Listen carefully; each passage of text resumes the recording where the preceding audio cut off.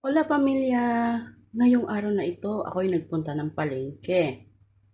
May nakita ako, tuwan-tuwa ako, nakita ko tong isdang to na parang galunggong na, yung pabilog. Ay iyan ang gusto ko sa galunggong, yung masarap na iyan.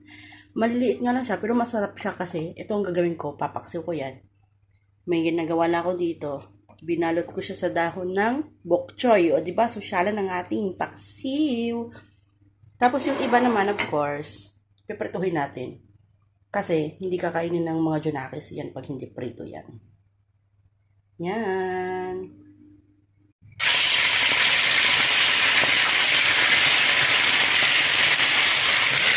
Ito. Yan.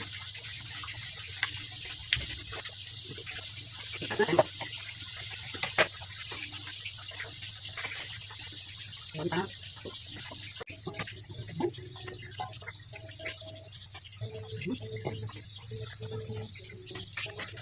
Ay, ito siya mapaksyo. Tapos, uba, saknan. Tapos, ang tubig. At sana. Yan, salang na natin. Yan ang ating paksiw.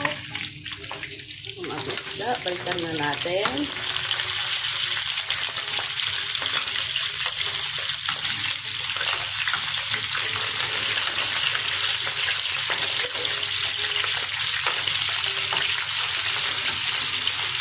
Kasi, okay lang na maraming prito kasi pag may natira dyan, gagawin natin yung lauoy.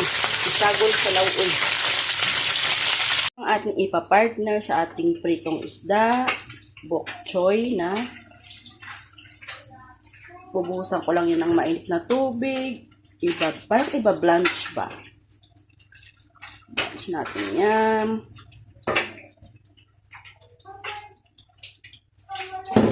Tapos, takpan. Mga 5 minutes. Lagyan natin ng konting toyo. Okay. That's it.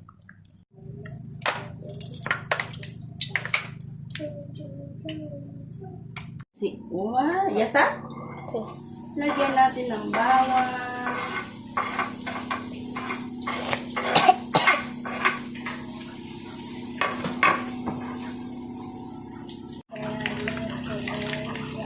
Dapat wag masunog yung bawang natin at papait.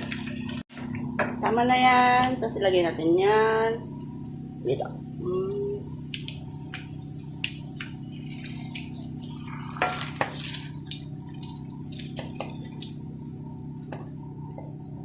Sibuyas, oh.